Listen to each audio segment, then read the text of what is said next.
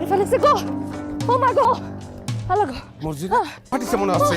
এখন ডাক্তারের পিছনে কিছু টাকা যাবে না আমার কাম। কি হয়েছে? কি হয়েছে? সকালবেলা তুমি গিলা এইসব ভাঙা মাথা নিয়ে কিটা করিস এই কাজ? আরে শেষ করে ফেলিছে, শেষ করে ফেলিছে। শাশুড়ি আমারে কন্টাক্ট করে লয়ে গেছে ঝগড়া করার জন্য। সে লোক মাথা মধ্যে বাড়ি দিয়েছে। এই দৌড়ে চলে আসতেছে। ও দৌড়ে আসবি, কিন্তু জাতি পারবে না, ওর ঠ্যাং ভাঙিয়ে দেবো আমি।